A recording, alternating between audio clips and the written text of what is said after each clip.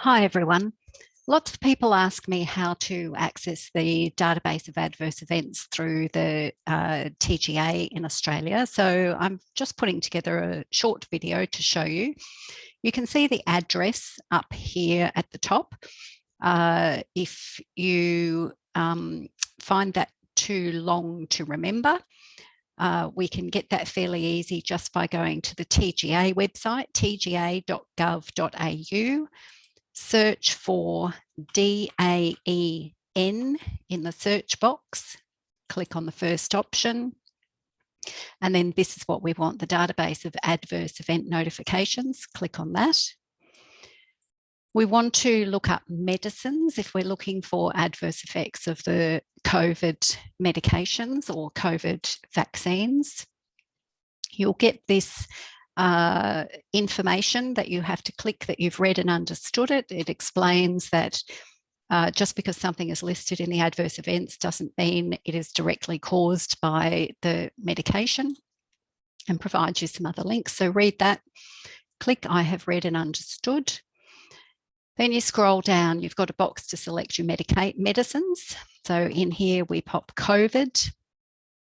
That brings up the 4 different COVID vaccines currently available in Australia. Click the top box. We want a date range.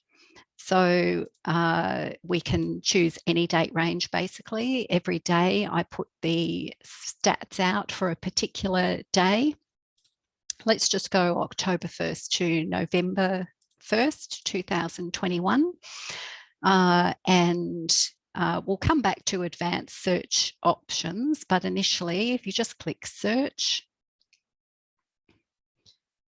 sometimes the results come up quite quickly. It probably depends on how many people are on the site at any given time. So the first page shows you the number of reports in that time period, the number of deaths in that time period, and the number of cases with a single suspected medicine. So what that means is sometimes people are taking a range of medications and it might be something else. So there's usually a difference there. This first page in medicine summary shows you a list of the adverse reactions. The default is that it comes up in the order of the highest reported first. So generally headache is highest, and it goes through a full range of symptoms. So there's quite a few. You can see there's 50 on a page and there are 24 pages. So there's quite a lot. You can change that according to, search that according to some different things. So number of cases where death was a reported outcome, highest first. If we click on that, we see that something like dyspnea, which is difficulty breathing, was reported in 9 cases where death was a reported outcome. That doesn't mean that one thing caused the death. It means these are the symptoms that the person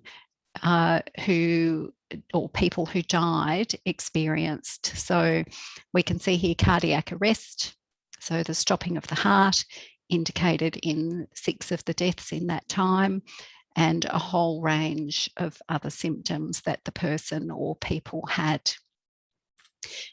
If we want to go to the individual reports, we go to list of reports, scroll down. They'll default to the report date of the earliest first. I always sort these by age because I'm particularly interested in our teen population. So I go age lowest first. We'll see there's going to be a whole lot here with age unknown or unlisted. So they're at least 25. Here you can choose how many records to display. So I'm going to choose 500, which is going to put all or many more of those reports on the first page. So I'll get to the teen population that I'm interested in a bit quicker. So now we have 500 records, as you can see. Most of those still looking like age not listed initially. So all the first 500 are age not listed.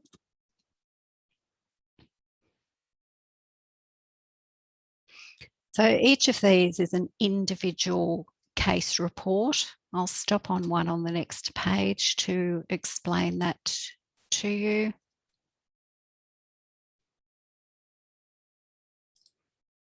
So here we have the case number that the TGA gives it, the date that the report was entered onto the system, the age when it's listed, the sex of the person, in this case female, the vaccine that they received, and then all of the adverse events that person experienced. So for some it's only one, and for others there will be quite a few. So again, there's quite a lot. Female pulmonary embolism, these are still all age unknown. So I'm going to go down to where I start seeing ages. And here we go. So we begin with less than one.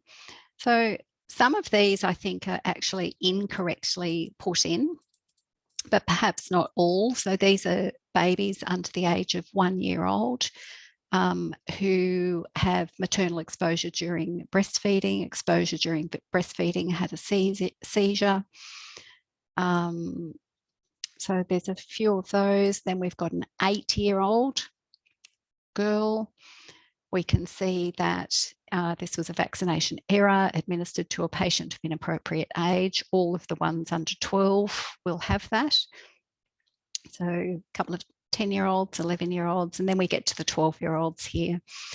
And we see the vaccine, again, like with everyone else, chest pain, and we see the range of symptoms that they have. So you can see 12-year-olds, there's quite a few of them. And still going. So lots of 12-year-olds, lots of reports of 12-year-olds. There's a pericarditis. These are the ones that I particularly look out for.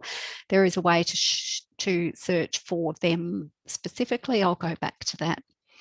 So basically that's how you get to see the individual reports. If we go back to the medicine summary,